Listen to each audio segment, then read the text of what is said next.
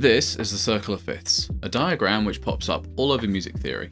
But how do you read it? And more importantly, how can you practically apply it to start writing a song in the next 5 minutes? With these 3 tips I'm about to show you, you will learn how to write a chord progression that stays in key, a melody that fits with this chord progression, and even perform a key change to tug on your listener's heartstrings. Let's get started.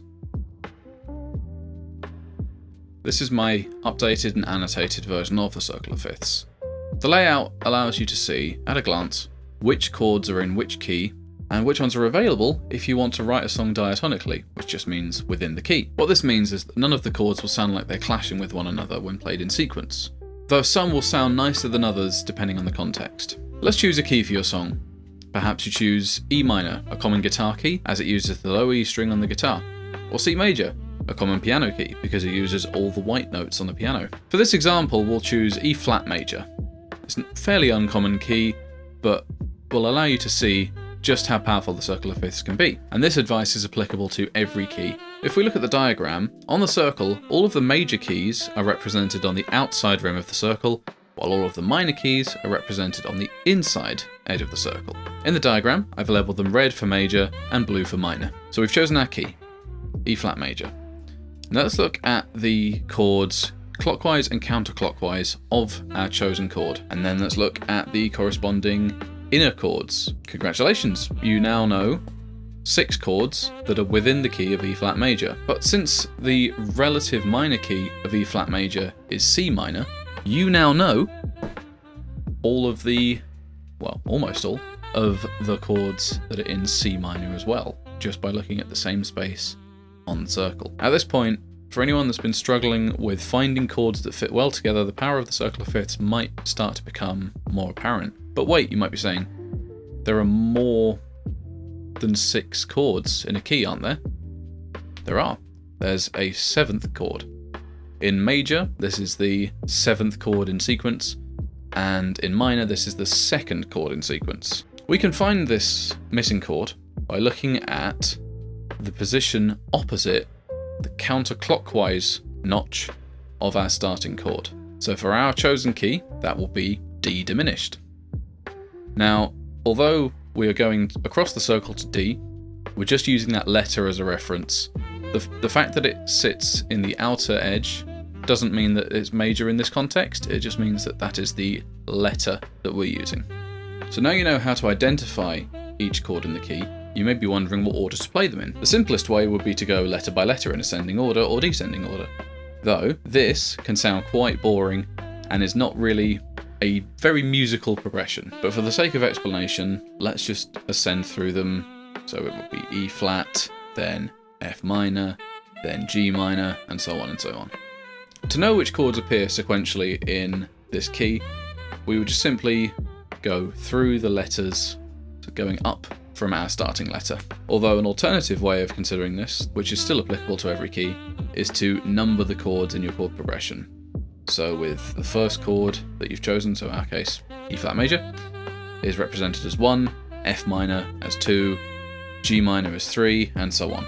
These are represented with Roman numerals, which we use to show both the quality and the scale degree of the chord. The 1 would be a uppercase I, the 2 would be a lowercase I, and so on. When you get to the 7th chord, which is a diminished chord, which we'll look at in a second, that is represented as I, and then a little circle, like a degree symbol, to represent that it's diminished, and this is how it will appear in the major scale because it's the 7th degree, and then in the minor scale, it would be the 2nd degree.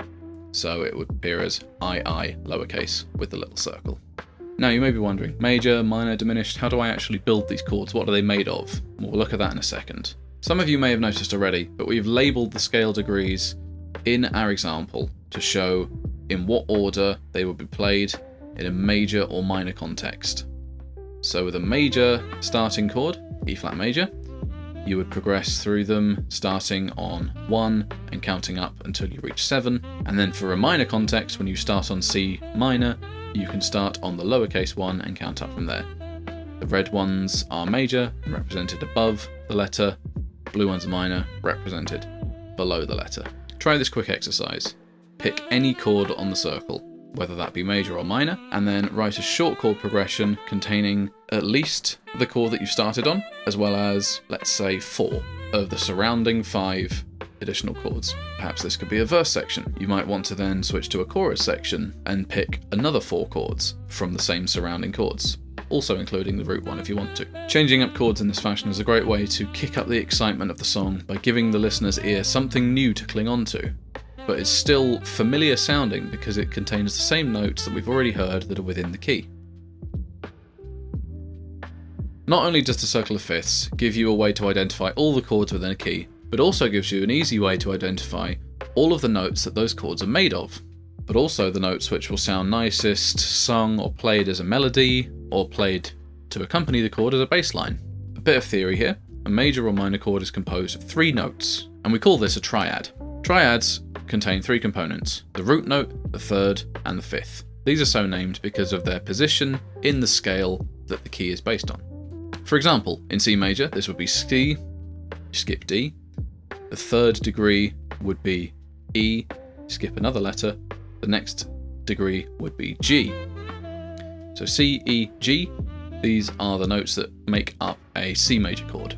If we look at the circle of fifths, moving from the outer to the inner ring represents a minor third interval, which means that it's 3 semitones, or 3 half steps, depending on your musical language, away from the starting note. Represented on the piano, this is 3 notes. On a guitar, this is 3 frets, and so on. Moving clockwise and across the circle's edge will give you a major third interval. This is 4 notes away from the starting note. So to use the circle to find the notes that are in a chord, we can start from the outside for a major chord, go clockwise 1 space and across the line for the 3rd degree, and then jump back across the line for the 5th degree. This is because a major chord is composed of a major third interval and a minor third interval. Now, a minor third interval is backwards. You start on the inside of the circle, jump across the line for a minor third interval, and then you go clockwise and across the line for a major third interval. This is because a minor chord is composed of a minor third and then a major third, stacked on top of one another. Now, a diminished chord is a little different because it has a flatted third, but it also has a flatted fifth.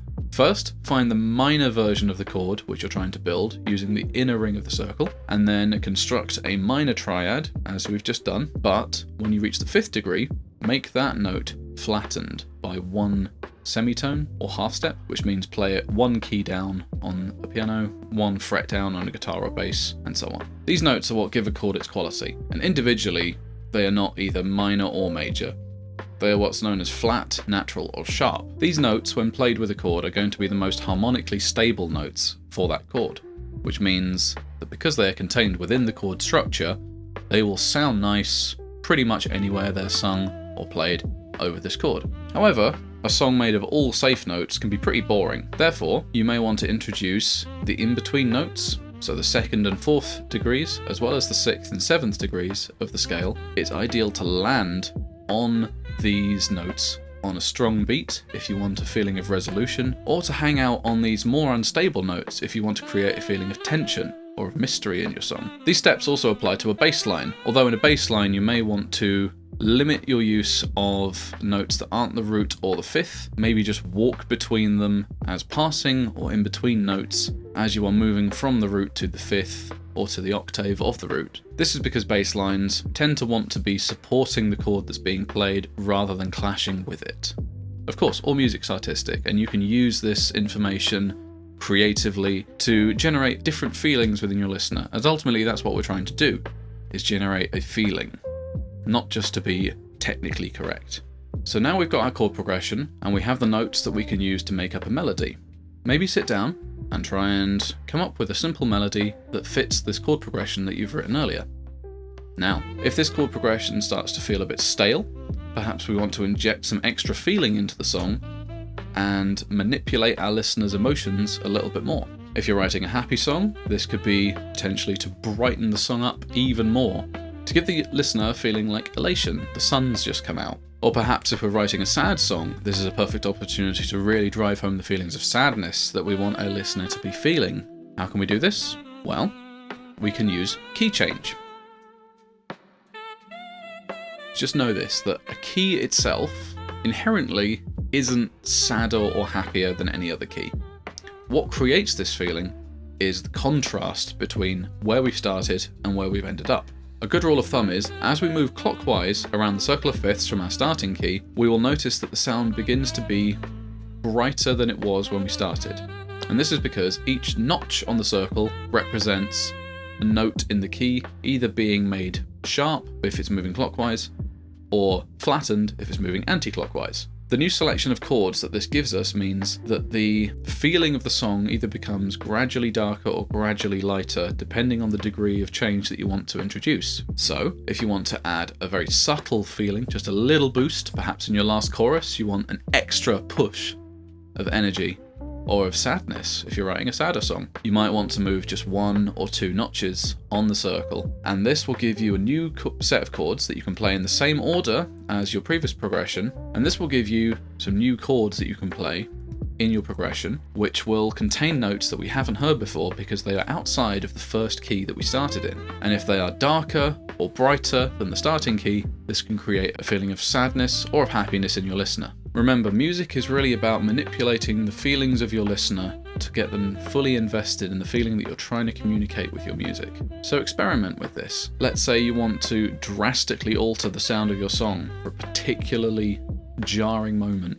You might want to change the key by a significant degree, maybe 3 or 4 or 5 or even 6 notches. But know that if you change by 6 notches, this will effectively mean that none of the notes that you started with are going to be in your new key. So this will be a very, very sudden, jarring change to the listener, because suddenly all of what their ear has become accustomed to throughout the song will now be changed, will be different, because all the notes are different. So use this carefully.